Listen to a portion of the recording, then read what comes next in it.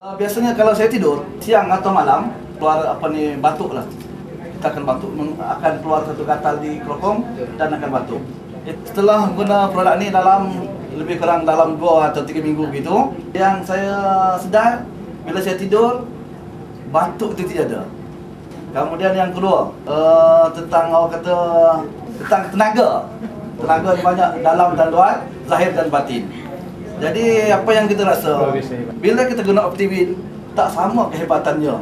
Memang produk Optivin ternyata hebat. Okey. Jadi itu saya rasa sendirilah. Kemudian anak saya. Yang pertama Ras Jong selama 4 tahun. Sekarang baru berumur 14 tahun, tingkatan 2 lah. Kemudian Ampus pun selama 4 tahun. Asma. Setelah yang pertama saya cerita pasal dia punya Ras Jong. Setelah minum produk Optivin, iaitu diambil inilah yang ciu ni, 1 biji saja dia minum. Kemudian besok pagi itu dia terasa sesuatu yang mau keluar daripada hidung.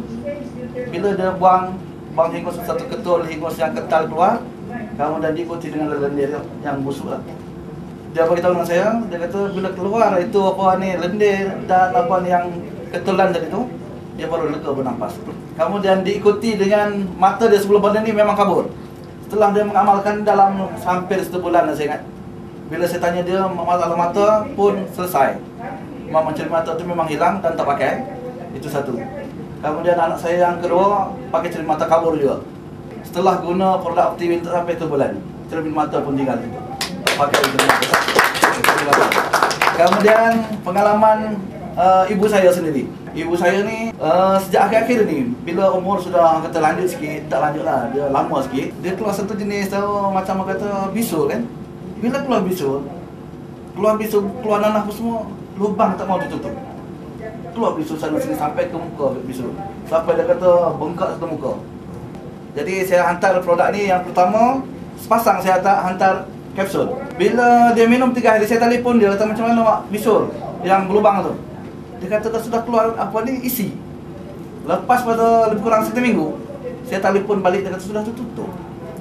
Saya hantar seminggu yang lalu. Bila saya telefon balik, dia kata alhamdulillah, muka yang bengkak sudah surut. Itulah pengalaman yang ada pada saya.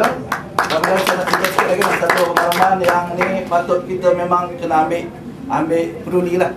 Satu perempuan yang masih muda lagi, umurnya dalam sekitar lebih sikit 20-an. Anak baru 2 orang. Dia kena kanser susu. Dia sampai darah. Memang dia kata di tahap yang kira teruk sudah lah. Dia sebab apa? Minta maaf saya nak cerita sikit. Sebab apa dia kata puting susu tu sudah masuk ke dalam. Bila sakit sampai ke belakang. Lepas tu dia bagi tahu dengan saya, dia kata nak operasi bulan ni September ni lah. Saya tak tanya berapa hari bulan. Jadi dia kata dengan hati yang memang harapan yang besar, dia guna produk Optivin kita ni. Saya suruh makan dia 3 biji pagi, 3 biji tengah hari dan 3 biji malam. Lepas pada 5 hari saya telefon dia, sudah baik, sudah surut dia punya yang bengkak tu.